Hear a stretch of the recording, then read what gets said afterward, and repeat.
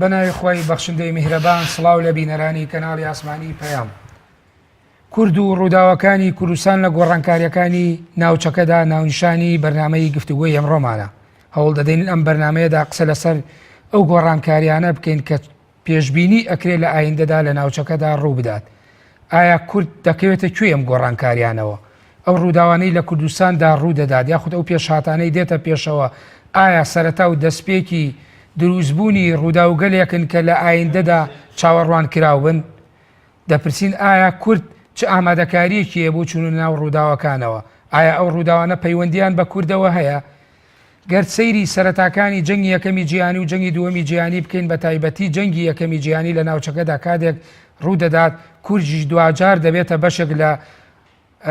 پێکاتەی ئەو جەنگە یاخود جەنگ دەکەوێتە ناوماڵی کوردەوە بە تایبەتی بەشێک لە پارچەکانی کوردستان. ئێمە دەپرسین ئایا ئەم ڕووداوانە یاخود مێژوو خۆی دووبارە دەکاتەوە؟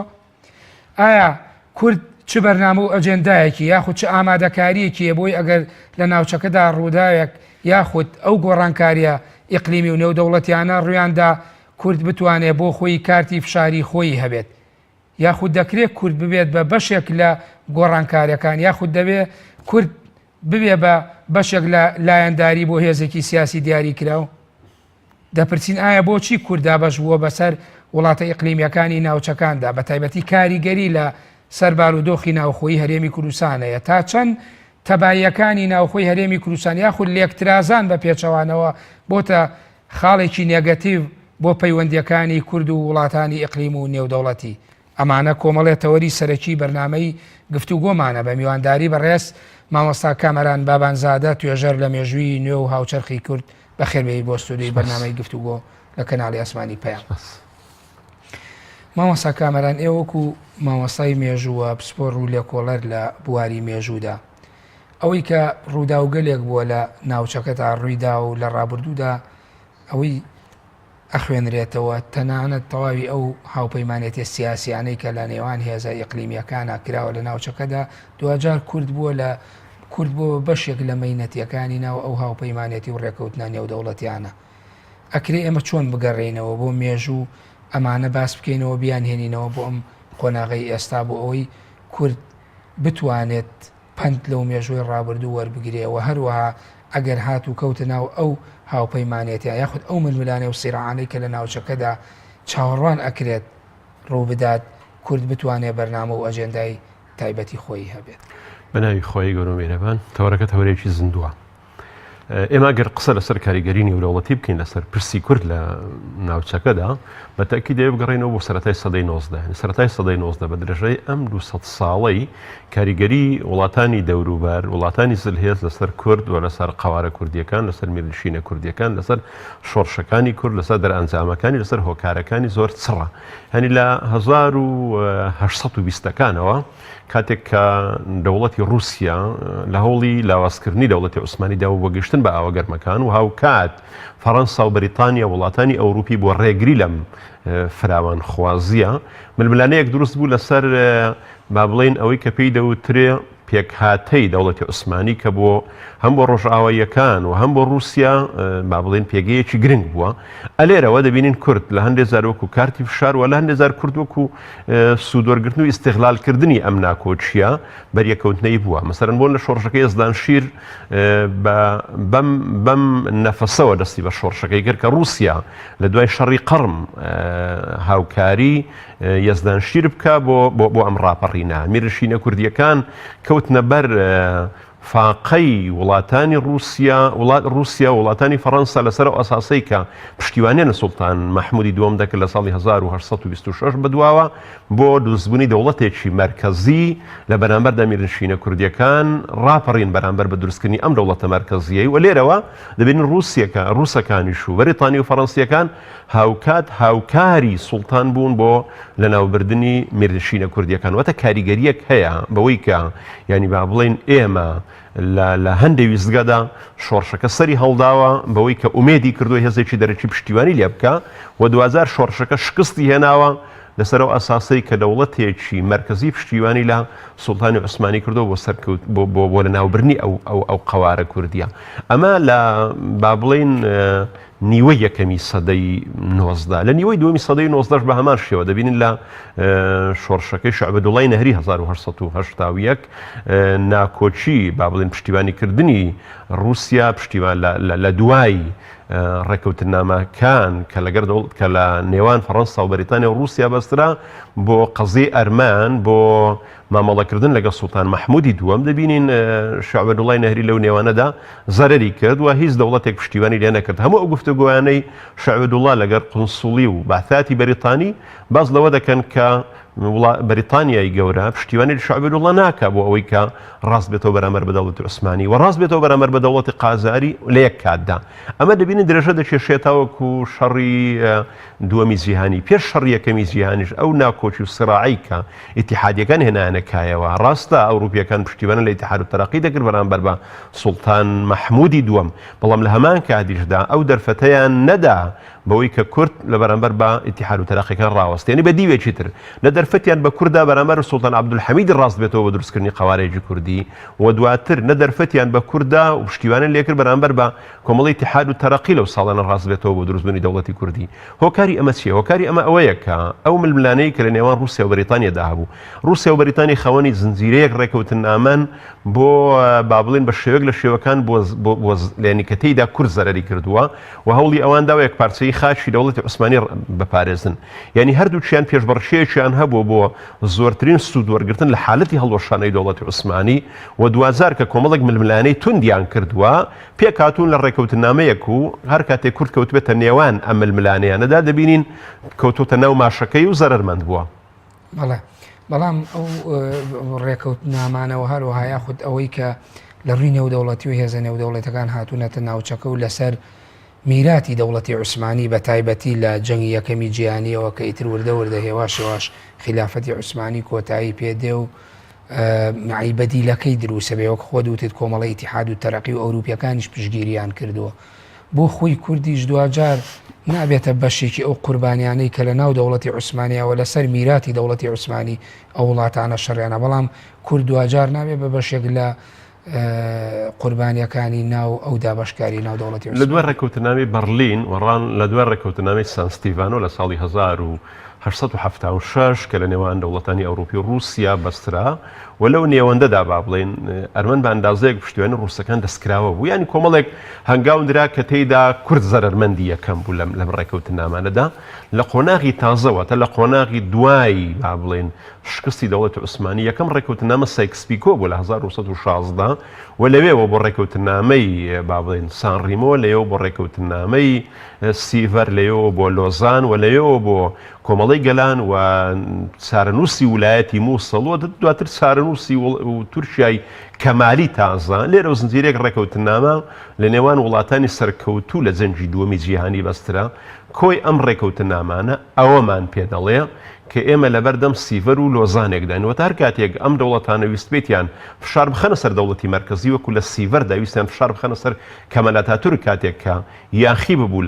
لە مەنزومەی ئەوروپی و لە هاوپەیمانەکان، بەڵام کاتێکە لەگەڵیان ڕێکەوە و گەشتە نەتیجاوە ئەو سیاسەتەی ئەوان دەیانویست بەو شێوەیە حالەتی خۆی هەموار کردەوە. دەبینین لە لۆزاندا پشتیان لە کورد کرد و زارێککە پشتیوانیان لە کەمەل ئاتاتورک کردەوە. ئێمە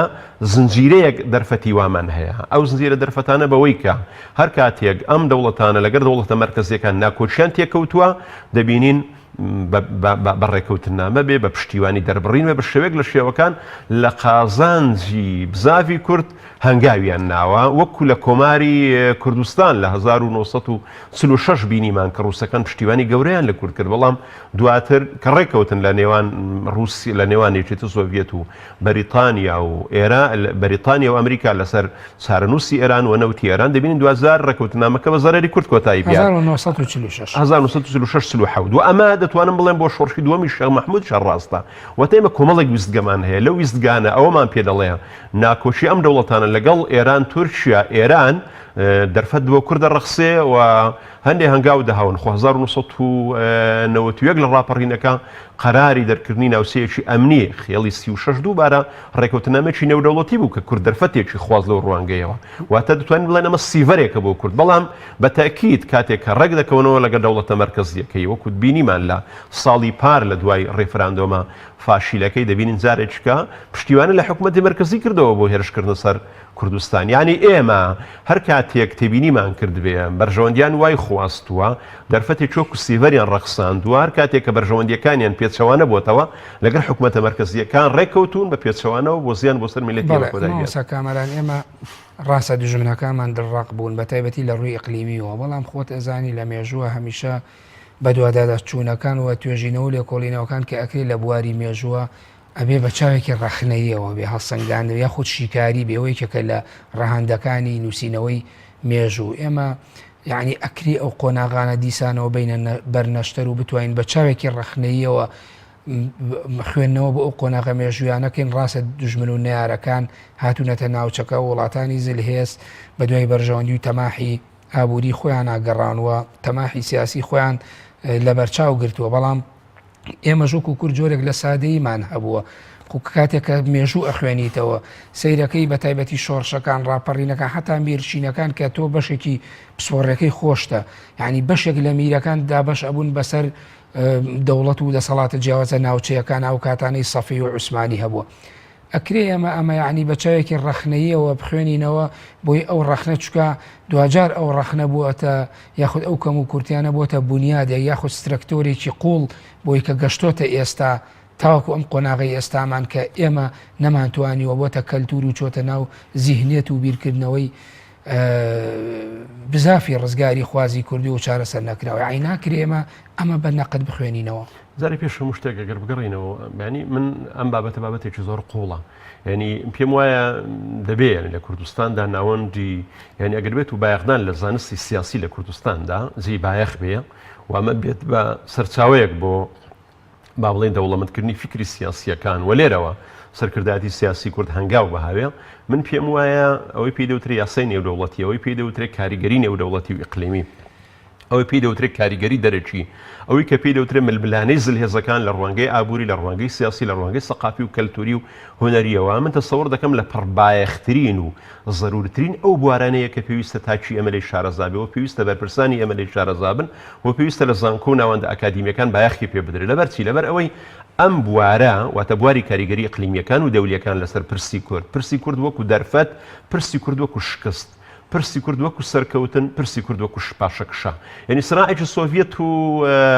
عێراق هەبوو لە دوای خۆماڵیکردنەوە لە 1970 ئاگادار بە بەوەی کە تۆ دەرفەتێکی گەورەت بۆ ڕەخسا و وڵاتێکی وەکو ئێران و وڵاتە یەکگرتوەکانی ئەمریکا پشتیوان لە شۆڕشی کورد کرد یعنی ئەمە دەرفەتێک بوو بۆ سەرکەوتن بەڵام لە 75 لە ئیتفاقی دەزایر ڕێککەوتنی نێوان عێراق و ئێران بە پشتیوانی وڵاتە یەکگرتوەکانی ئەمریکا و بەگشتە نەتیجەی سۆڤێت دەبینین ئەو نەخسە گەورەی لێکەوتەوە یعنی ئێمە زۆر زەرورە و زۆریش پێویستە لە کاریگەریە نێودەوڵەتیەکان و کاریگەری ئەقلیمیەکان شارەزابین بۆ واقعی سیاسی کوردستان یعنی تەنها میرنشینی بابان لە نێوان سیراعی دەوڵەتی عوسمانی و ئێرانی من پێم وایە قوتابخانەیەکی زۆر گەورەیە بۆ ئەوەی کە سیاسیەکانی ئێمە سوودی لێوەرگرن چۆن دەکرێت لەو ململانەی نێوان ڕۆم و عەجەم دەکرا دەرفەتی گەورە بۆ کورد بڕەخسێ و لە نێوان ململانەی ئێران و لە نێوان ململانەی دەوڵەتی عوسمانی ئێمە چ زیانێکی گەورەمان لێکەوت ینی هەر شاڵاوەکەی نادرشا لایەکی کوردستانی وێران کرد یعنی ئەمە لە تاریخدا زۆر دووبارە بۆتەوە کە سیراعە ئیقلیمیەکان بە تەواوی وڵاتی ئێمەی هاڕیەوە و لە هەمان کاتیشدا سیراعە ئیقلیمیەکان دەرفەتێکی باشی ڕەخساندووە بۆ بەرەو پێشچوونی پرسی کورد بەڵام ئەمە نەبووە تا دەستکەوتێکی استراتیجی ینی سەرکەوتن لە قۆناغێکی دیاری کراوە سەرکەوتن لە ماوەی کەمتر لە ساڵێک بۆ کۆماری بەهابات بەڵام دواتر کارسات بوو بۆ سەرمیلەتی ئەمە ڕێکەوتن ئەمە نێودەوڵەتیەکان ئێمە چۆن دەتوانین لەو دەرفەتانی کە وەکو سیڤەر بۆ ئێمە دەستکەوتە و واقعی نێودەوڵەتی و ئیقلیمی بۆ ئێمە دەبێتە دەستکەوتێکی گەورە وەکو لە 1991 و دیاریکردن ناوچەیەکی دژەفڕین بۆ کوردستانی ئێمە ڕەخسا ئێمە چۆن دەتوانین وای لێ بکەین جارێککە ئەمە لۆزانی بەسەردانەیەتەوە واتە ڕێکەوتنێکی نێودەوڵەتی ئیقلیمی جارێککە ئەوە لە بە ئێمە بەرتەسک نەکاتەوە بۆ ئێمە بێتە نوشستی ئەم پێم وایە یعنی چۆن ئێمە لەو ڕوانگەیەوە چۆن هەنگاو دەهاوین بەشێکی لەوانەیە پەیوەستی بەوەوە ئێمە بڕوحێکی ڕەخنەگرانەوە وەکو زەنابەت باسی لێوەکرێن لەو خاڵانی کە سوودمان بینیوە وەکو دەستکەوت وەکو هەنگاوی باش دیڕاستەی بکەین و لەو ویستگانەش کە ئێمە زەرەر کردو بین چۆن دەتوانین بە خوێندنەوە بۆ واقعی مێژووی لەو زەرەرانە لێیلا بدەین هەر نمونەیەکی بچووک ینی هەر بۆ نمونە ئێستا کە گرنگترین تەوەرە لای ئێمە مامەڵەی هەرێمی کوردستانە لەگەڵ بەغدا درێژایی تاریخ 1922 1930 1935 1950 دوای بابرین کۆدیسیان 1963 دوای هاتنی بەعسیەکان 68 کۆدیتای بەعسی دووەم هەموو ئەو قۆناغانە پێمان دەڵێن لەو کاتێک کە حکومەتی عێراق لە بەغدا لە قۆناغی لاوازیدا یانجا لاوازیەکە هەر هۆکارێک بێ ئینقلابێک بێ نظامی تازە هات بێتە سەر حکوم تووشی شەڕێکی دەرەکی بوو بێ دەبینین خاوەنی کۆمەڵێک دیکۆمنتی زۆر باشین بۆ سەسپاندنی مافەکانی کورد لە بەغدایە و کورد قۆناغێکی زۆر باش دەبڕێ بەڵام بە پێچەوانەوە کە بەغدایەکی بەهێز دروست دەبێتەوە ئێمە لە پاش شەکشەداین ئەوەمان پێ دەڵێ کە هەموو هاوکاریی سەرکردایەتی کورد لە ساڵانی ڕابردوو بۆ بەهێزکردنەوەی عێراقێکی بێز هەڵەیەکی گەورە بووە یعنی هەمیشە عێراقێکی بێهێز عێراقێکی شپرزە لە بەرژەوەندی کوردستان بووە هەموو هەوڵێک کە کورداویەتی لە چوارچێوەی پارتی سیاسی لە چوارچێوەی هەرێمی کوردستان لە چوارچێوەی هاوکاریکردنی ئەمریکا و هێز دەولیەکان بۆ ئەم مەوزوعە ئەوە هەڵەیەکی استراتیژی بووە دەبینین یعنی لە سەردەمی شەڕی داعش و لە 1940ەوە بەغدایەکی زۆر بەهێزمان هەبوو پەلەماری کوردستانی ڕووداوگەلی گەورە ئێمە ڕووداوگەلی گەورە لە دوای هەردوو جەنگە گەورەکەی جیهانی بە تایبەتیەوەی پەیوەندی بە کوردەوە بێ هەرەسی شۆڕشی ئەیلولە لەو کاتانەدا کە هەرس بە شۆڕشی کورد دەهێنرێت ئەمریکاش جەمسەرێکی سەرەکی و گرنگی نێودەوڵەتی هەرسیێنانە بێ بە شۆڕشی ئەیلول لە 6 ساڵی 1975 کاتێ نەشستی دروسە بێت و ئاش بەتاڵ دروسەکرێت ئەمە مەرحەلەیەکە بەڵام لەو مەرحەلە بەدواوە ڕاستە کورد لە قۆناغی خەباتی چەکداریەوە و هێزە کوردیەکان خۆیان ڕێکە خەنەوە دواتر ڕاپەڕینی ساڵی 1990 و ڕووداوێکی گەورە ڕۆیان لە ئازاری ساڵی 1990 بەڵام ئەوەی کە ئێستا ئەیبینین یعنی چاوەڕێی ئەوە ئەکرێ هەندێک هەڕەشەی گەورەی نێودەوڵەتی هەیە لە ناوچەکە کە تا ڕادەیەک ململانی و بەریەکەوتن ڕووبدا چەند مانگێکە دەبینین هەڕەشەکانی دۆناڵد ترامپ لە ئێران لە تورکیا تا ڕادەیە لە قەتەر لە هەندێک لە وڵاتانی کە لە ڕۆژەڵاتی ناوەڕاستان یا لە کیشوەری ئاسیا بەشێکینی یعنی لە قۆناغێکی تازەی بڕیوە هەنگاوێکی تری بەرەو پێشەوە ناوە کە سەیریش ئەکرێت کوردیش دیسانەوە بەشێکی ترە لەمە چۆن کاتی خۆی دەوڵەتی عوسمانی کە وڵاتانی زلهێز هاتنە ناوچەکە کورد نەیویستە سەرەتاوە لە جەنگەکەەوە تێوە بگلێ بە تایبەتی لە ڕۆژەڵاتی کوردستان بەڵام دواتر ناچار کرا لە جەنگەکەەوە تێوە بگلێەوە بێتە ناوچە کوردیەکانیش داگیرکاریەکان بێ بەریتانیا ئەڵمانیا رووسیا وەک خۆدوتی سۆڤێتی جاران ئێستش ئەبینیت یعنی هەنگاوەکان تەنانە ئەگەر من بێ ینی هەڵوێستەکان هەر تا ڕادێک لە سایتە ئەلکترۆنیەکانەوە لە تویتەرەوەیە هەڵوێستەکانی دۆناڵد ترامپ ڕائگەێنێ بەرامبەر بە وڵاتێکی وەکو ئێران وەکو تورکیا ئەبینین زەرێکی گەورەی ئابوووریەوە لە ناوچەکە یعنی ئەمە چاوەڕوانی ئەوە کرێت کە جەنگێکی کاولکاریە جەنگ و ڕوبەڕووبوونەوە لە ناوچەکە ڕوو بدات کورد ئەکەوێتە کوێی ئەم جەنگانەوە دەرە پێش هەموو شتێک ئەم بابەتە مێژوویە هاوکاری گەورەمانە ئەو هاوکاری گەورەمانە بۆ خوێندنەوەی ڕووداوەکانی ئەم چەند ساڵی ڕابردوو و ئێستا و دەگونجێ لە ئایندەدا چی بکەین زار پێش هەموو شتێک ئەگەر قسە لەسەر ئەم شەڕە بکەین یان با بڵین ئەم شەڕی ڕاگەیاندە بکەین لە بینی ئێران رووسیا و بە ئەندازەیەک لایەک و ئەمریکا و ئەوروپا بە شێوەیەکی محافیزکارانە لایەکی ترەوە خۆی وا دەبینیم ینی جارێک خەریکە وردە شەڕێک دەست پێ بکاتەوە کە پێی دەدەر شەڕی سارد ینی شەڕی سارد کە لە 1970 کۆتایی پێهات و پێشتر لە 1945 دەستی پێکرد لە نێوان هەردووبەرەی هاوپەیمان بە ناوی وارشۆ کە سۆڤێت و هاوپەیمانەکانی دەگرتەوە لەگەڵ ئەمریکا و هاوپەیمانەکانی لە ئەوروپا کە بەرەی ناتۆیان پێدەگوت لە ماوەی شەڕی سارد ینی ئەگەر تێبینیمان کردبێ کۆمەڵک سیما هەیە ینی بۆ نمونە یەکێک لەم سیمانە ئەوەیە نابێتە شەڕی خوێناوی لە بینی ئەم دوو زلهێزە بەڵام لە پاڵ ئەمەدا شەڕی بە وەکالەت هەیە ینی شەڕی بە وەکالەت لە شۆڕشی ئێرولە بە کورد کراوە بەرامبەر بە دەرپەڕاندنی سۆڤێت لە ناوچەکەدا شەڕی بە وەکالەت دەبینین بە ئەفغانیەکان کراوە بەرامبەر دەرپەڕاندنی لە رووسیا شەڕی بە وەکالەت بە ئێران کراوە بۆ با بڵێن بۆ بەرژەوەندیەکانی سۆڤێت لە ناوچەکەدا واتە هەر یەکێک لەم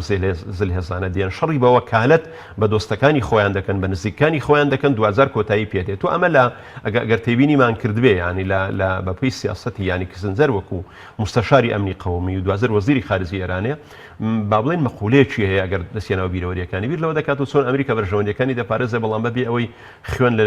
لە سەربازەکانیەوە بێ واروها لە ڕووی ئابوووریەوە زەرەر بکایانی ئێمەستا لە شەڕێکی لەو زۆرە داین بۆ نمونە ینی شەڕی کەنداوی یەکەم خۆ دەرپەڕاندنی عێراق لە کوێت و 2000 تەزعیفکردنی عێراق ئەم هاوکارێکی گەورە بوو بۆی ویلایەتە یەکگرتووەکانی ئەوروپا کۆمەڵی هاوپەیمان دروستکە و 2000 ئەم هاوپەیمانانەی کە عێراقی دەرپەڕاند لە بەرنامەی بەرامبەر بە خۆراک هەموو خەرجیەکانی شەڕی 1990 وەرگرتەوە ئەنی ئێستا ویلایەتە یەکگرتووەکانی ئەمریکا بە شێوەیەک لە شێوەکان هەنگاو داهاوێت کە بەرژەوەندی ئابوووریەکانی بەرژەوەندی ئەمریکانی بپارێزێ بەبێ ئەوەی زیان بکە ئەم جەنگەی کە ئێستا با بڵێن کە پێمان وایە لە ڕاگەیاندنەوە تووشی قۆناغێکی مەترسیدار و من پێم وایە ینی هەروەکو لەم ڕۆژانە لەسەر زاری وەزیری بەرگری ئەمریکیەوە ئەوەم بیست وە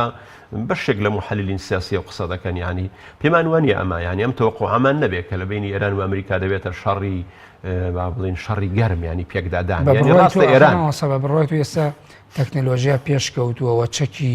کاریگەر و چەکی پێشکەوتوو بەکارێنرێ ئەو جەنگە ساردەی کە لە ڕابردووەک و خۆدوتت لە نێوان بەرەی وارشە و بەرەی ناتۆوە لە ساڵی 1946 تاوەکو 1970 بەردەوام بوو جەنگی سارد بوو نێوان دوو بلۆک بوو دوو جەمسەری جیاواز بوو یعنی ئەمە بە مۆدێلێکی تر و پێشکەوتوتر پەرە ئەسێنێتەوە یاخود ئەو مەترسی کە لە لای خەڵکو و وڵاتی دروست بووە ئەو جەنگە گەرمە مەرج نییە ڕوو بدات. ئێستا بۆ ئێران لە هەڕەشە دەکات لە بابرین لە هاوپەیمانەکان لە ئەمریکا بۆەوەی کە گەروی هورمزدا دەخا و بەرژەوەندیەکان یان تەنانەت وەرپرسێکی ئەسکەری ئێران لەم ڕۆژانە بە هەڕەشەی ئەوە دەکات کە دەریای سووریش ئەمین نابێت لە حالەتی دروستبوونی هەر شەڕێگەنی مەترسی دەخانە نێوان با بڵێن نەک کەنداوی فارزیان کەنداوی عەرەبی تەنانەت دەریای سووریش ئەمریکا دەبینین لەسەر زاری ترامپ بۆ بەشێک لە بەرپرسەکان بە ئەندازەیەک هەڕەشە دەکەن و هەڕەشەی هەڵبەشانەوەی ڕێکەوتنامەی ئەتۆم لە 1940 قۆناغێکە بەڵام قەنەعەتم وایە ئەمە ناگاتە پێکدادان دەگاتە شەڕی سارد یعنی دەگاتە با بڵێن بەوەی کە بە شێوەیەک لە شێوەکان ئەم شەڕە کاریگەری هەبێ و تام سیراعە کاریگەری هەبێ لەسەر ساحەی سووریا لەسەر ساحەی یەمان لەسەر دروستبوونی زۆرێک لە هاوپەیمانەتی لە نێوان سعودی و هاوپەیمانەکانی ئەم شەڕە کاریگەری هەیە لەسەر ساحەی عێراقی وەکو دەیبینین ئەمە کاریگەری هەیە لەسەر ساحەی هەرێمی کوردستاندا دەیبینین بەڵام 2000 بوون بە شەڕێکی خوێنایی وەکو شەڕی دووەمی جیهانی لە بینی ئەم دوو هێزانەوە چەکی گەورە بەکاربهێنرێ و بێتە خوێنایی و بە زەحمەت دەبینم هۆ کارەکەشی ئەمەیە لەکوێ ئەو شەڕە ساردایە بازاری پێشەوە شتێک ئەگەداری ئەوە بینێنی شەڕ حالەتێکی کاولکەرە یعنی پێ دوانە بێ مەسەن ئەمریکا بکەوێتە ناو جەنجێکی مەترسیدارەوە لە کاتێکدا کە بتوانێت بە ڕێگای تر ئەم جەنگە بەرێتەوە یعنی تو ئێستا و گەماروی کە لەسەر ئێران دانراوە لە هەمان کاتیشدا هەم ئێران لەوانەیە سازش پێ بکەوە لە هەمان کاتیشدا وجودی ئێران دەمێنێتەوە بۆ پاراستنی بەرژەوەندیەکانی ویلایەتە یەکگرتووەکانی ئەمریکا لە کەندا و لە خەلیج بەوەی کە بە بەردەوامی بەرژەوەندی ئابووریەکانی بەرژەوەندی ئەمنی و سەربازیەکانی ئەمریکا لە وڵاتانی خەلیج هەیە بەوەی کە مەترسیەکی گەورەی وەکو ئێران لەسەر ئەو وڵاتانە هەیە بە تعبیرە ئەمریکیەکەی مەبەستم لێرەدا لەوەیدایە کاک ئارام یعنی ئەم دوو وڵاتە لەگەڵ ئەمەدا کە لە سیراعێکی ڕاگەیاندنی گەورەدان بەڵام لە هەمان کاتیشدا بەرژەوەندیەکانیان بە ئەندازەیەک بەمانەوەی یەکترە ینی خاڵی مشتەرەک لە وجودیان هەیە بە بڕۆیت و قەیرانی بۆ ئەمریکا لە ئەفغانستان و لە عێراق دروست و ئەمە بێتە پەندێ بۆ ئەمریکا جارێکی تر نەوێ خۆی خاتەوە مەعزەقێکی لەو شێوەیە لە دوای ئەمەی کە بە شێوەیەک لە شێوەکانی لەم چەند ساڵی دوای سۆڤێت بە ئەندازەیەک هاتۆتەوە مەیدان ئەگەر تێبینیت کردبێ بە تایبەتی لە سووریا حزورێکی کاریگەری لەسەر سووریا کاری لە سووریا حزورێکی گەورەی هەیە و کاریگەری ئەمریکا وەکو چۆن لە ئۆکرانیا هەبوو لە گۆڕانکاریەکانی ئێستا دەبینین کاریگەریەکانی ینی بە ئەندازەیەک چوو بۆ ناو عمقی رووسیا لە قەزەی ئۆکرانیا و وڵاتانی ڕۆژهەڵاتی بابن ناوەڕاستی ئاسیا بەڵام ئێستا لەم حالەتەدا گەر تێبینیت کردوێ رووسیا قۆناغێکی بڕیوە لە خۆزندوکردنەوە بەرامبەر بە ئەمریکا یعنی هەندێک لە محلەکان دەڵێن خەریکە ئەمریکا پێگەی لە سووریا لاواز بێ بەوەی تەداخولی تورکیا و بەوەی تەداخولی رووسیا و ئێرانەوە ئەگەر تێبینیت کردبێ ینی هەست بە پاشەکشەیەک دەکەی ئەمڕۆ لە عێراقا قورسایەکی گەورەی خستۆتە سەر عێراق بۆ ئەوەی کە حکومەت بە شێوەیەک پێک بهێنرێت کە بەرژەوەندیەکانی ئەمریکا و لایەنگریتی ئەمریکا بپارێزێ ینی ئەمریکا بەرامبەر بە رووسیا بەرامبەر بە تورکیا بەرامبەر بە ئێران زۆرێک لە قۆناغی وەستاوی هەیە بەڵام ئەم وەستاویە لە بەرامبەر بە ئێران و بەرامبەر بە رووسیاوە بە ئاسانی نابێتە حالەتی پێکدان. بە بڕوای تۆ کورد ئەبێ بێتە بەشێک لەم لایەنانە، یعنی ئەبێ بێتە بەشێک لە ئەنجێنداکان یا خود شەڕی بە وەکالەت کە لە هەرێمی کوردستان ڕوویدا و بەداخەوە ئێستا شەڵێم، یعنی بەشێک لە هێزە کوردیەکان سەر بە جەمسەرێکی ئیقلیمیە بەشێکی تر لە بەرامبەری ئەوانە، یعنی ئایا ئەمە بۆ کورد مباحە ئەمە بکات یاخود ئەبێ کورد دوجار بگەڕێتەوە بۆ ئەوی کە وەکو تۆوتت پند لەو تاریخی ڕابردوو وەرگێ کە کەوتە ناو ململانەیەکی نێودەوڵەتی و ئیقلیمی و دوجار بە شەڕێکی کاولکار لەسەر خاکی کوردستان لێوەی چوە دەرەوە. دەرە پێش شەمەشتە هۆکاری ئیقلیمی هۆکاری دەولی لە کاریگەرە سەرەکیەکەی دروست نەبوونی قاواری کوردە لە ڕابردووە لە هۆکاری سەرەکی سەرنەکەوتنی کوردە لە پرۆسەی دەوڵەتداری و ڕزگاریدا لە ڕابردووە. ئەمە بۆ ئێستاش ڕاستە و بۆ ئایندەش ڕاستە بێلایەنیش بێ لەو شەڕانە هۆکارەمێنێتەوە. ئەمە نییە برین کورد چۆن دەتوانێت سوودی لێوە بگرێ و تێوە نەگلێ کورد تێوە گلاوە، یعنی ئەگەر نزیکترین تاریخ بگەڕێنەوە لە 1991 بە دواوە هێواش کورد لە دوای با بڵین ڕاپەڕین و لە دوای خۆبەڕێوە بردن دەبینی وردە لە هۆکە شەڕە ناوخۆیەکان و ململانە ناوخۆیەکانی پارتە سیاسی کوردیەکان هۆکارێکی گەورە و بۆ دەستی بەردانی هێزە ئیقلیمی و هێزە دەولیەکان و ئەمە درێژەی هەیە هەتاکو ئێستاش بەوەی کە هێزە سیاسیەکان لە کوردستاندا لە چوارچێوەی دەوڵەت لە چوارچێوەی حکوومەت لە چوارچێوەی پەرلەمان و مؤسسات پەیوەندی نابستن بە وڵاتانی ئیقلیمی و پەیوەندی نابستن بە بەغدایەوە، پەیوەندی نابستن بە وڵاتانی زلهێزی دنیاوە، لەسەر ئەساسی پارتی سیاسی دەیبەستن و پارتی سیاسیش لەسەر ئەساسی جغرافی جیۆسیاسی دەیبەستن واتە هێزێک بەرژەوەندەکەی لەوەدایە لەگەڵ هێزێکی ئیقلیمی پەیوەندیەکانی باش بێ چکە جیۆسیاسی و ئابوووریەکە وا دەخوازێ هێزێکی تر بە پێچەوانەوە قەناعەتی وا دەبێت لەگەڵ هێزێکی تری ئیقلیمی پەیوەندی باش بێت چونکە جیۆسیاسی و بەرژەوەندی ئابووری و ئەمنیەکانی ئەم وا دەیخوازێەوە دوجار ئەمانە دەبن بە بەشێک لە بەرکەوتنە ئابووری و سیاسی و ئەمنیەکانی ئەو دەوڵەتی ئیقلیمیانی کە هەیە. ئەمە حاڵەتێکی طبیعیە لە کاتێکدا ئەگەر ئەم هێزانە بتوانن تەوزیفی ئەو پەیوەندیانە بکەن لەگەڵ وڵاتانە، یعنی تەوزیفی ئەو تاقەوتۆ یاوەکو پەیوەندیکی دیبلۆماسی بەکاری بێن بۆ بەهێزکردنی نێو ماڵی کوردی. خۆی ئەگەر سێر ڕۆژهەڵاتی ناوڕاستکەن وڵاتی چۆک و ئوردن با بڵێن کە زۆرترین سراعی ئیقلیمی لە دەوروبەری وڵاتەکەیدا ڕووی داوە، ینی هەر لە شەڕی عەرەبی ئیسرائیل لە ئۆکتۆبر لە 1960 لە 1973 هەتاکو ئێستا مەسەن شەڕی عێراق و ئێران، ینی ئەمە ئێستا لە سووریا دەگوزارێ بەڵام ئەم توانیوێتی بە ئەندازەیەک وڵاتەکەی خۆی بپارێزێ، ینی حکومڕانانی ئوردن توانیوێنە وڵاتەکەی خۆیان بپارێزن لەم ناکۆچی سراعی ئیقلیمیانی کە لە دەوروبەریاندا دەگونجێ لەم ناکۆچیە گەورەیە. خۆ ئەو ناکۆچیەی کە لە وڵاتانی دەوروبەری ئوردون ئێستا دەگوزەرێ و لە ڕابردوو گوزەراوە بە درێژایی نیوەی دووەمی سەدەی ڕابردوودا هەبووە با بڵێن سەدقاتی ئەم ناکۆچی سراعەیە کە لە وڵاتانی دەوروبەری هەرێمی کوردستاندا بابرێن بەڕێوە دەچێ، بەڵام ئوردون بە سیاسەتێکی زۆر حەکیمانەی خۆی کە لە کاتدا بە خۆ دەزانی خاوەنی نەود نییە، ینی بەڵام توانیوێتی لەم چوارچێوەدا هەمە ئابووری خۆی بپارێزێ هەم پێگە ئەمنی خۆی بپارێزێ. هەرێمی کوردستانش دەیتوانی لە چوارچێوەی حکومڕانەتێکی تۆکمە مؤسساتی مرکزی لە چوارچێوەی ئەم ناکۆچی ئەقلیمی و دەولیانە بیتوانی بە هەرێمی کوردستان بە شێوەیەکی پڕ لە ئەمن و ئاسایش و ئۆقرەی بپارێزێ و دەشیتوانی هێواش بە ئابوورێکی سربەخۆ ئەم قۆناغی بەڕێ بکرد بایە. بەڵام کاتێک کە دابەش دەبێت لە جێتی دەوڵەتێکی مؤسساتی حکومڕانێکی مؤسساتی حکومڕانێکی حزبیمان هەیە، ململانێمان هەیە، پارچەبوونمان هەیە لە هەرێمی کوردستان، دوو زۆنمان هەیە، بە تاکید ئەمانە بیر لە بەرژەوەندیەکانی زۆنی خۆی دەکاتەوە، بیر لە بەرژەوەندیەکانی فەرمانڕەوایەتی خۆی دەکاتەوە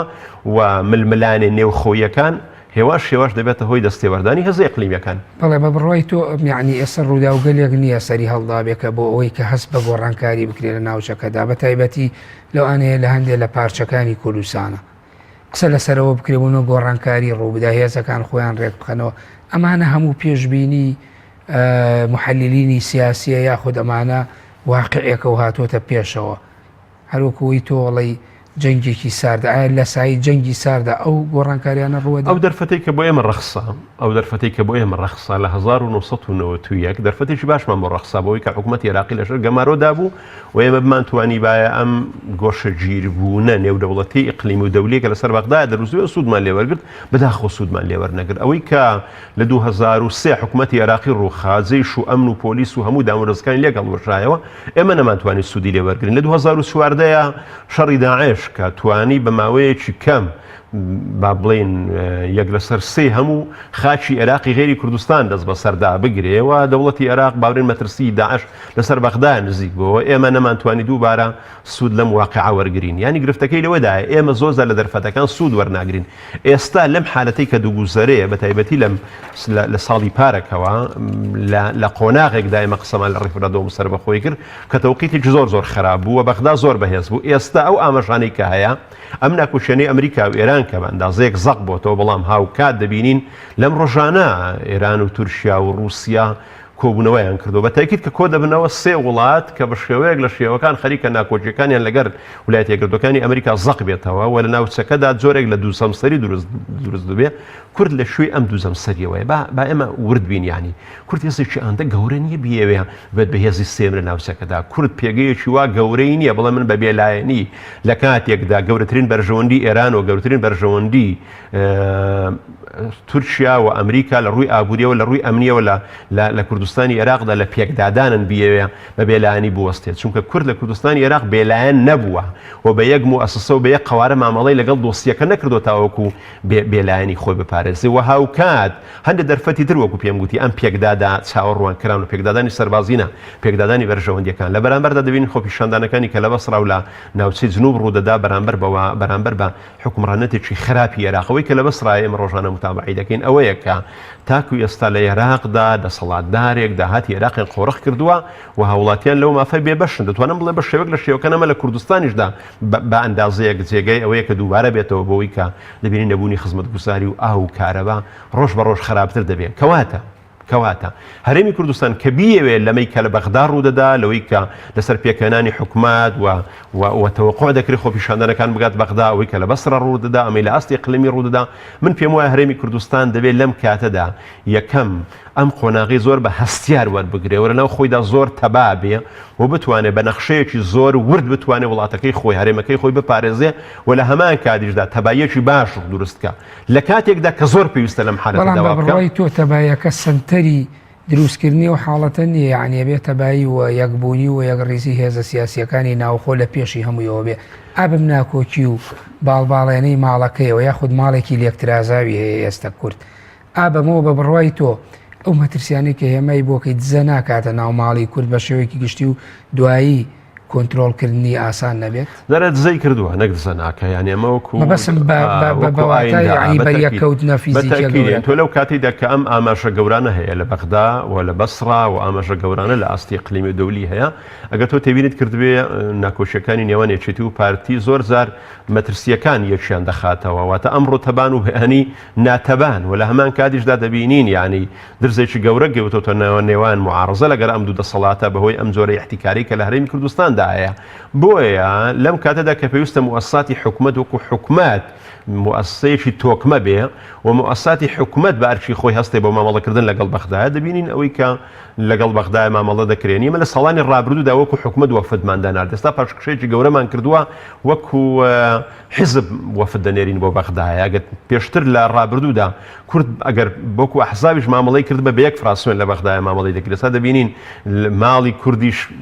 پەرتەوازەیە و بەجیا مامەڵە دەکرێت لەگەڵ بەغدایە ینی من پێم وایە لە ساڵانی ڕابردوودا بۆ شەفافیەت بودجە دەهاتە پەرلەمان بۆ تەصدیقکردن بەڵام دەبینی ئێستا نەبودجە دێ و نەهیچ و تا ئێستا داهات و خەرجیەکان بە شێوەیەکی زۆر ناشەفا بڕێوەدەچێت لە ساڵانی ڕابردوودا پەرلەمان و موەسساتی یاسەدانان بە ئەندازەیە قۆناغێکی بڕی بوو بەڵام ئێستا دەرگای پەرلەماندا داخرێت و بێئومێدیشی گەورە هەیە بۆەوەی کە پەرلەمان و موەسساتی تەشریعی ناتوانێت لە وڵاتەدا ڕۆڵی خۆی بدینێ کەواتە ئێمە لە قۆناغێکدا کە پێویستە زۆر موەسساتی بین لە قۆناغێکدا پێویستە زۆر پێشکەوتوتبین لە ڕوای دەوڵەتداریەوە بەڵام پاشەکشەیەکی گەورەمان کردووە وەکو چۆن لە ڕابردوودا لە 2003 نەمان توانی بە تۆکمەی بارودۆخی دوان ڕوخانی سەدام حوسێن سوود لێوەرگرین بۆ ئەوەی کە کوردستان قۆناغێک بەرینە پێشەوە و شەڕی داعش و ئەو گەلە کۆمەچیەکە هەبوو نەمان توانی کە پێمان وابوو کورد لە زیاتی هەموو دنیا شەڕی تیرۆر دەکات دەبینین لە مانجی با بڵێن 2007 بینیمان لە پێش ساوی دنیای هێزەکانی عێراقاتنەوە کەرکووک و ناوسەدا بەڕێنراوەکان و کەس لە سەرمان بە جواب نەهات یعنی ئەمە نیشانەی ئەوەیە کە ئێمە ناتوانین لە کاتی خۆیدا کارتەکانی خۆمان بەکاربێنین و ناتوانین پێکەوە تەبابین بۆ بەکارهێنانی ئەم کارتانە و ناتوانین تەجاوزی ئەم پەرتەوازەیە بکەین و ناتوانین تەجاوزی ململانی حیزبی بەرژەوەندی حیزبەکانی بکەین. ئەمڕۆ حیزب ئەرەمجان ئەمڕۆ حیزب لە کوردستان وەکو دەوڵەت خاوەنی مؤسساتێکی ئابووری گەورەیە، وەکو دەوڵەت خاوەنی هێز و میلیشیایە، یعنی خەریکە بە عقارێکدا بڕۆین حکومەت تەنها ببێتە دیکۆرێک و لە ناوەڕۆکدا ئەم حکومەتە بڵاو بڕۆیت و هەموو گۆڕانکاری ئێستا بۆ منەتۆ باسی بەسڕەت کردووە مەترسیەوەی بێ بۆ بەغداوە تەنانە ئەو ململانی و ناکۆچیانەی نێوان وڵاتی ئەمریکا لەلایەک رووسیا و تورکیا و ئێران لەلایەکتر هەموو ئەمانە نابنە پەند بۆ ئەوەی کورد ئیتر چیتر یعنی لەو قۆناغی کە پێوتێ قۆناغی نیگەرانیەکانی خەڵکو و ناڕزایەتیەکان و قۆرەخکاری دەسەڵات و پەنوەرنەگرتن لە هەڵەکانی مێژووی ڕابردوو کۆتایی بەمانە بهێنێ کورد ناگاتە ئەمە بۆ ناگا یعنی خۆ ئێستا مەترسیەکە هێندە زۆرە یعنی بۆ نمونە ڕوودا و گەلێکە لە ناوچەکەدا ڕوەدات یعنی تۆ سەروەری خاک سنوور و ئەبەزێنرێت دێنە ناو خاکەکەتەوە بە هەموو شێوەیە لەلایەن وڵاتانی یەقلیمەوە هیچ ئەم سەروەری و سیادانە پارێزراوە نییە و هیچ کەسێکش نییە بە فەرمی بتوانێت تەنانە بەیان نامەیەکی ئیدانەکردنیش دەرکاوەکو پێویست و لە ئاسی پێویستە مەگەر لە ئاستی هەندێک حیزبی سیاسیدا. ئایا بۆ خۆی ئەمانە هەموو کۆمەڵە زەنگی مەترسیدار نین کە کورد ناتوانێت پند لەم مەترسیانە وەربگرێت؟ دەڵێم خۆزگە بیتوانی باە سوودی لەم مەترسیانە وەربگرت باە تۆ دەبینین ئێستا با بڵێن لەم خۆناغاستیارەیدا کە ناکۆچەکانی نێوان و ئەمریکا و ڕۆژئاوا بە ئەندازەیەک زەق بۆتەوە لە ڕووی ڕاگەیاندن بەڵام دەبینین نفوزی هەرێمی کوردستان کە لەژێر بە ئەندازەیەک لەژێر هەیمەنەی پاراستنی ئەمریکادایە دەبینین لە ڕلایەن ئێرانەوە با بڵێن هێرشی دەکرێتە سەری و لە هەمان کاتیشدا دەبینین ئێران ئەمڕۆکە کاریگەری هەیە لە پاڵ ئێرانەوە بۆ پێکهێنانی یان هەیمەنەکردن بۆ پێکهێنانی حکوومەت لە عێراقدا. واتە ئێمە بە شێوەیەک لە شێوەکان تەراتێنێکی زۆر گەورە هەیە لە هەرێمی کوردستانەوە تەراتێنێکی زۆر گەوری ئەقلیمی و دەولی هەیە لەسەر ئاستی بەغدا بەڵام ئاستی دیبلۆماسیەتی کورد بۆ پاراستنی بەرژەوەندیەکانی هەرێمی کوردستان لە ڕووی ئەمنیەتی ئابووری لە ڕووی ئەمنیەتی سیاسیەوە دەبینین لاوازە. منش دەڵێم خۆزگە سوودی وەربگرت باە بەڵام ئەم سوودەکەی چکە لە ڕابردوو سوودی لە ڕابردووتر وەرنەگرتووە واتە لە 91 سوودی لە 75 وەرنەگرتووە لە 75 سوودی لە 63 وەرنەگرتووە. خۆزگە لە 2010 کە بەرەو 2019 دەڕۆن میتوانی بە ئەم سوودەی وەربگرت باە بۆ ئەوەی کە جارێکتر ئەوەی کە ڕووی داوە کە دەرن مێژوو خۆی دووبارە دەکاتەوە مێژوو لە واقعی سیاسی ئەمەدا دووبارە نەبووایەوە. بەڵێ ئێستا بەرەو هەڵبژاردنەکانی سینۆی پەرلەمانی کوردستانە ڕێن بە بڕۆیت و ئەم هەڵبژاردنانە بەشێک لەم کێشە و گیر و گرفتانە چارەسەرەکات خودت خەمەکانی کورد کەمەکاتەوە. زارێ بەداخەوە ئێمە کە بەرەو هەڵبژاردنەکانی سینۆ دەڕۆین لە کاتێکدا دەڕۆین کە ئێمە ئەزمونێکی با بڵێن سەرکەوتومان نەبووە لەم کابینەی پێشوو بەوەی پاکخستنی پەرلەمانەوە دەرگا لە داخستنی بۆی کە پەرلەمان لە ڕابردوودا لەم ئەم کابینەیە نەیتوانێت وەرکانی خۆی ڕابپەڕێنێ بەوەی کە حکوومەت بەسەریدا باڵە دەست بووە پابەن نەبوو بە یاسایەکانی و بە پێچەوانەوە کۆدیتای بەسەردا کردووە کەواتە ئێمە لە قۆناغێک بەرەو هەڵبژاردن دەڕۆین کە قۆناغێکە دەتوانم بڵێم خراپە لە قۆناغێکدا بەرەو هەڵبژاردن دەڕۆین دەبینین حالەتی خۆپیشاندان و نیگەرانی گەورە و پێگنێنانی حکومەت لە بەغدایەدا هەیە. لە قۆناغێک بەرەو هەڵبژاردن دەڕۆین ئێمە لە هەڵبژاردننی 12 قۆناغێکی سەرکەوتوو پاک و نەزیهمان نەبڕیوە. بەڵام لەگەڵ ئەمەدا ئەوەی کە گرنگە من ئەگەرم پێم خۆشەوەی باس بکەین ینی خۆ بەسڕا ینی پێمان وایە ئەمە نیظامێکە و پێشتر پێمان وایە نیظامێکی مەسحەبی بەڕێوەی دەبا بەڵام دەبینین کاتێک کە میلەت برسی دەبێت کاتێک کە کارەبای نابێ ئاوی نابێ و خزمەت گوزاری نابێ شتێک نابێنێتەوە ناوی مەسحەب شتێک نابێنێتەوە ناوی دەوڵەتی ئەقلیمی. ئێران دۆستی شیعەیە ئێران پشتیوانی لە شیعە دەکە بەڵام دەبین خۆپیشاندان لە بەسڕایە قونسوڵیەی ئێران دەسووتێنێ وەتە میلەت کە نەدار بوو میلەت کە برسی بوو میلەت کە خزمەت گوزاری نەبوو بە تاکید ئەو کاتەی دۆست و نەیار نازانێ بۆ گەیشتن بە مەرامەی خۆی حالەتێکی شپرزەیی و بە شێوەیەک لە شێوەکان ئاژەوە دروست دەبێ و دەبینین ئەوەی کە لە بەسڕایە ڕووی داوە ڕۆژ بە ڕۆژ لە هەرێمی کوردستاندا بۆ شایی لە بینی خەڵک و بەشانی لە بینی هاوڵاتیان لەگە دەسەڵات گەورەتر دەبێت واتە ڕۆژ بە ڕۆژ کەمی خزمەت گوزاریەکان ڕۆژ بە ڕۆژ دەرچووی تازە کە دەرفەتی کارکردنی نییە ڕۆژ بە ڕۆژ نەعەدالەتی لە هەرێمی کوردستاندا ڕۆژ بە ڕۆژ باڵادەستی حیزبی و بێدەسەڵات بوونی موەسسات و دامەزراوەکانی زیاد دەکات بە دیوێکی تر ڕۆژ بە ڕۆژ مەودای نیگەرانیەکان زیاد دەکات. ئەوەمان پێ دەڵێ ئەوەمان پێ دەڵێ ئەگەر بێت و سستیەکە بێ لە هاوڵاتیانەوە بەشداریکردن لە هەڵبژاردەکان نیشانەی ئەوەی نیە کە ئێمە دەسەڵاتێکی باشمان هەیە و لە بەرامبەردا معارەزە بە ئەندازەیەک ئومێدی لای خەڵک کاڵ بۆتەوە. نیشانەی ئەوەیە کە کۆمەلگای ئێمە شەقامی ئێمە بەرامبەر بەم دەسەڵاتەی توندوتیژی زیاتری دەوێت بەرامبەر بەم دەسەڵاتی ناڕزایی زۆرتری دەوێت بەرامبەر بەم دەسەڵاتەی بتوانم بڵم پێی وایە دەبێت هێزەکانی معارەزە زبرتر بن. ئەمە هێندەی مێسجە هێندەی پەیامە بۆ سەر ئەم دوو حیزبە دەسەڵاتدارە هێندەی مێسج نیە بۆ سەر لایەنە معارەزەکان. بەرنامەکەیم و بەڕادەیە پێچەوانە کردەوە، یعنیەوەی کە من هێمان بۆ کرد ئەندازەیەک ئەو مەترسیێن ئیقلیمی و نێودەوڵەتیە بوو کە لە ناوچەکەدا دروست بێ، بەڵام بە دیوێکی تراتۆ مەترسیە ناوخۆیەکان برسیبوونی خەڵک، ناعەدالەتی، خراپ بەڕێوەبردنی ئیدارە، بردننی سەرۆت و سامان، یعنی ئەوانە بە مەترسی گەورە ئەبینی لەسەر قەزیە گەورەکەی کورد تاوەکو ئەو مەترسی کە چاوەڕوانەکرێە ئەو گۆڕانکاری ئیقلیمی و نێودەوڵەتی کە لە ناوچەکەدا لە نێوان هەندێک هێزێکی ئیقلیمی و دەولی گەورە هەیە لەسەر هەرێمی کوردستان، چونکە هەر ئەمەی کە لە ئابی ساڵی پارەکە ڕوویدا ئەمە پشگیرێکی ئیقلیمی بوو کە حکوومەتی عێراقی هاتەوە ناوچەکەیانی ئەمە پێمان دەرەیانی لەم من پێم وایە ئەم دوو ساڵە پێمان دەڵێ کە وڵاتانی ئیقلیمی و دەوروبەر بە ئەندازەیە خەریکە پشتیوانی حکوومەتی مەرکەزی بکەن و ئەم نیمسە سربەخۆیی کە لە هەرێمی کوردستاندا هەیە ڕۆژ بە ڕۆژ بەرتەسک بێتەوە کەواتە ئێمە مەترسێکی ئیقلیمە دۆلیمان لەسەرەوە لە بەرامبەریشدا مەترسێکی گەورەترمان لەسەرە کە لەلایەن حکومڕانەکانی خۆمانەوەی لە هەرێمی کوردستاندا و حکومڕانەکانی خۆمان دەیانەوێ ئەوەندە ئازادی و سربەخۆیی کە هەیە لە هەرێمی کوردستاندا بەرەو احتیکار و بەفعلی ئێمە ئەمڕۆ کە لە بەردەم هەڕشەیەکی ناوخۆییدان لە هەڕشەی ناوخۆییدان لە دەسەڵاتێکی حزبی ناکۆک لەگەڵ یەکتر و احتیکار لە سەرۆت و داهاتی وڵات وەروەها مەترسێکی ئیقلیمی و دەولی لەسەر هەرێمی کوردستاندا. بۆیە هەرێمی کوردستان ئەگەر بێت و بەرپرسانی ئەگەر بێت و هاوڵاتیەکانی ئەگەر بێت و نخبەی ڕۆژنبیری ئەگەر بێت و پارتە سیاسیەکانی لە ئاستێکی زۆر بەرپرسیارانە مامەڵە نەکەن و نەتوانن ئەم قۆناغی تێبەپەڕێنن و بەرەو هەڵبژاردنێکی پاک و نەزیه نەڕۆن بۆی کە زارێک کە متمانەی هاوڵاتی بگەڕێنەوە زارێککە لە ڕێگەی ئەم هەڵبژاردنەوە کوردستان نەکەنەوە کوردستانێکی موسەساتی حکومەت نەکەنەوە حکومەتێکە پەرلەمان بەسەریدا چاودێر بێ و جارێکی تر ئێمە حکومڕانێکی ڕەشید بۆ خەڵکی کوردستان دانەمەزرێنینەوە ئەوم پەیامێک نەبێ بۆ بەخدا وڵاتانی ئیقلیمی بەتاکید لە بەردە مەترسیارێکی گەورە داینواتە دەبێ ئەم هەڵبژاردنە بە شێوەیەک لە شێوەکان ئەم وەرچەرخانە دروست بکە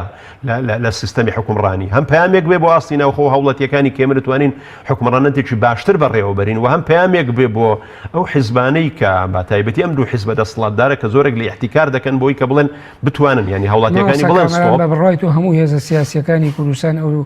ئەو ئیرادەیان تایە کە بتوان بە هەمویان ڕوبەڕووی ئەم دۆخە بنەوە بۆ تەحەداکردنی و هەروە ئەم قۆناغی هەرێمی کوردستان تەجاوز پێ بکەن بۆ قۆناغێکی جیاوازتر و باشتر لەم قۆناغی ئێستا یاخودەم قۆناغە بەجێبێڵن قۆناغێکی باشتر بێتە پێشەوە تاوکو خەڵکی کوردستانیش لەو دۆخە چەق بەستووە ڕزگاریان بێکە بەدەست دەسەڵاتی سیاسی هەرێمی کوردستانەوە چەند ساڵان ناڵێن ئەوەی لە 2011 لە میسر ڕوویدا ئەوەی کێستا لە بەسر ڕوودەدا ئەحزابی معارەزەش پێشڕەوایەتی ناکەن بەڵام خۆپیشاندان و زموزۆڵێکە و دەسەڵاتی ناتەندروستی حکومڕانی عێراقی خستۆتە بەردەمە ترسیەوە یعنی ئێمە وەکو پارتە معارەزەکان قەنەعەتمان دەبێ وابێ ئەگەر بێت و ئێمەش پێشەوایەتێکی جەریئانە و ئازایەنەی ناڕزایەکانی خەڵک نەکەین لە شەقامدا و نونرایەتی تەندروستی خەڵک نەکەین ئەم میلەتی ئێمە قبوڵی ناکە لەم دەسەڵاتدارانە ئەو زۆرە حکومڕانی خراپەیان بۆ بەڕێوەبەرن بۆیە ئیرادەیەکی زیندوو هەیە بەوەی کە کۆمەلگای ئێمە ناوێ لە ڕووی حکومڕانیەوە پاشەکشە بکرێت لە ڕووی خزمەتگوزاریەوە پاشە بکرێت لە ڕووی حکومڕانێتێکی پاک و بێگردەوە پاشەکشە بکرێت واتە ئەمەی کە دەیەوێ پاشەکشە لە زۆری حکومڕانی لە زۆری لە بەڕێوەبردننی حکومڕانێکی تەندروست پاشەکشە بکە من پێم وایە شەقام و واروەها خەڵکی و هاوڵاتی زیندومان هەیە کە ڕێگرا من پێم وایە لە پارتە سیاسیەکاندا ئەم ئیرادەیە هەیە بەڵام ئەمەی کە هەیە زیاتر هەست بە ناسشی بارودۆخەکە دەکەن بۆیە پێیان وایە پاراستنی ئەمنێتی هەرێمی کوردستان بۆی کە دەستێوەردانی ئیقلیمی دروست نەکا پاراستنی ئەمنێتی کوردستان بۆی ئاژاوە دروست نەبێ پاراستنی ئەمنێتی کوردستان بۆی ئەو موسسات و دام و دەستگانەی هەمانە ئەوان نەکەونە بەردەم زۆرێک لە مەترسی پێویستە بە بەرپرسیارە نەمامەڵە بکەین ئەجینا ئیرادەی خەڵکی زراعەتی خەڵکی کوردستان پێم وایە زۆر لەوە بەهێزترا کە تەحەمولی ئەم زۆر حکومڕانەتە بکەوە تەحەمولی ناکە بەڵام وەکو پێم گوتی لە ئێمە لە هەموو لایەکەوە دەوروبەرمان لە نەیارمانە و ڕوحمان پێ ناکە بۆیە هەوڵاتیەکانیشمان و حیزبە سیاسیەکانیشمان بە زۆرێک لە زۆرەکان هەست بە بەرپرسیارەتی دەکەن بەڵام خۆدەشزانی ئەگەر وەکو دەڵێن ئەگە زۆر هات بە تاکید ئەمە قبول ناکرێن. بەڵێ من ماوەی بەرنامەکەم بەرەو کۆتاییە چێ ئەمێ ئەو بپرسم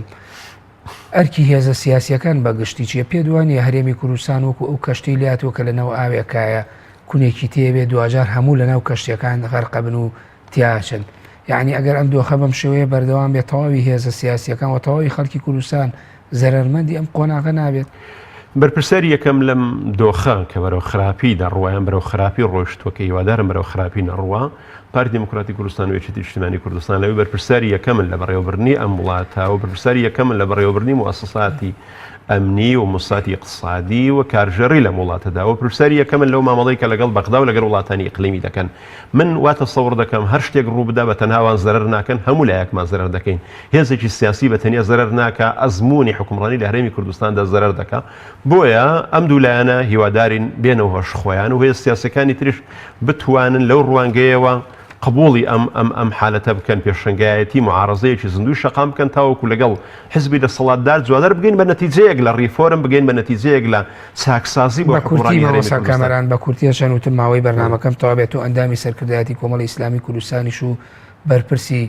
ناوەندێکی گەورەی ڕێکخراوەیت کۆمەڵی ئیسلامی چ پرۆژە و بەرنامەیەکی هەیە بۆ ڕوبەڕوونەوەی ئەم تەحەدیانە یاخود بە دیوێکی ترە ئایا ئەمەی کردوتە مەشروعێ بۆی بتوانێت لە هەڵبژاردنەکانی سینوە بتوانێت ڕوبەڕووی ئەم بار و دۆخە بێتەوە وە قسەی خۆی هەبێ و خیتابێکی هەبێ بۆ ڕای گشتی کۆمەڵی ئیسلامی زارە پرۆژەی هەیە بۆ هەڵبژاردنەکان بۆی ئەگەر بێت و ئەنجامێکی باش بەدەست بێنێت چی دەکا وەکو لە ڕابردوودا با بڵین لە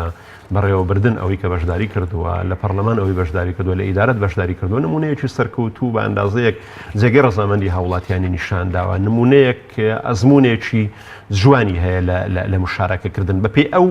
نەتیجەیە کە دەرفەتی دراوە لەبەرەوەی بزانین کۆمەڵی ئیسلامی و بەشێک لە معارەزەکان وەکو شەراکەتێکی ڕاستەقینە بەشداریان نەکردووە کە دەسەڵاتیان هەبێ با بڵێن لە بەڕێوەبردنی ئەم وڵاتە ئەوەی کە هەیە بەقەدەر ئەمەی کە دەسەڵاتیان هەبوو ڕێگایان پێدراوە نمونەیەکی باشیان پێشکەش کردووە ئێستاش ئەگەر بێت و ئەنجامی باش بەدەست بێنێ پرۆژەی باشی هەیە بۆ ئەکتیڤکردنی زیاتری پەرلەمان پرۆژەی باشی هەیە بۆ مشارەکەی حکومات و بۆ حکومەتە خۆجییەکان بەڵام ئەمەی کە دەمێنێتەوە لە هەرێمی کوردستاندا ئەوەیە بە فیعلی ئەم هەڵبژاردنە پێویستیمان بۆیە قۆناغێکی باشتر ئێمە و کۆمەڵی ئیسلامی و لایەنە معارەزەکان بچینە پێشەوەی بۆی فشار دروستکەین لەسەر حکومات و لە پێکەنانی حکومەتی ئایندەدا ئەم ئیحتیکارە ئەم حکومەتە کە بە ئەندازەیەک زۆرێک لە دابەشکاری تێدایە دوو زۆن و دوو ئیدارەی لە ڕساو دەکرێت تەجاوزی بکەین و بڕۆ حکومەتێکی مؤسساتی بچێ ئەوەی کە ئێمە دەمانەوێ ئەو هامان دەوێ ئەوی دەمێنێتەوە چەندە میلەتی ئێمە با بڵێن لە ئەم هەڵبژاردن هاوکاری ئێمە و هێزە معارەزەکانە بۆی کە بتوانین قۆناغێکی باشتر بڕۆین کامەران بابانزادە توێژەر لە مێژووینەوە هاوچەرخی کورد و ئەندامی سەرکردایەتی کۆمەڵی ئیسلامی کوردستان سوپاس بۆ ئاودەبوونێت لە بەرنامەی گفتوگۆی ئەمڕۆی کەناڵی ئاسمانی پەیام. بەڵێ بینەرانی بەڕێز و خۆشەویست بەم شێوەیەتمە کۆتایی بەرنامەی گفتوگۆی ئەمڕۆمان تا بەرنامەیەکی تر بەخۆی گەورە و میهرەبانتان دەست پێرم کاتێکی خۆش بۆ هەموو لایەن. سوپاس.